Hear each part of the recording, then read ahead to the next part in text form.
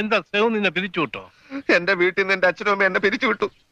ഓ, ധിക്കരിച്ച് വല്ലതും ചെയ്തു കാണും. എങ്കിൽ അവരെ കുറ്റം പറഞ്ഞിട്ട് കാര്യമില്ല. ആട്ടെ, താൻ എന്ത് കുറ്റമാ ചെയ്തത്? സ്നേഹിക്കുന്നത് കുറ്റമാണോ? നോക്കിയും കണ്ടും സ്നേഹിച്ചില്ലെങ്കിൽ സ്നേഹവും ഒരു കുറ്റമായെന്ന് വരും. ഇതങ്ങനെയല്ല വലിയ മുതലാളി. നോക്കിയും കണ്ടും ചെറുപ്പം തൊട്ട് ഞാനൊരു പെൺകുട്ടിയെ സ്നേഹിച്ചു പോയി. പെൺകുട്ടിയുടെ ആൾക്കാർക്കും എന്റെ വീട്ടുകാർക്കും എതിർപ്പൊന്നുമില്ലായിരുന്നു. പക്ഷെ ഒരു പ്രത്യേക സാഹചര്യത്തിൽ ആരോടും പറയാതെ എനിക്ക് ആ കുട്ടിയെ രജിസ്റ്റർ മാരേജ് ചെയ്യേണ്ടി വന്നു. ഏത് രക്ഷിതാക്കളെയും അത് വേദനിപ്പിക്കും. അപ്പൊ ഇത്രയും കാലം സ്നേഹിച്ച പെൺകുട്ടിയെ ചതിക്കണം എന്നാണോ? എന്നല്ല.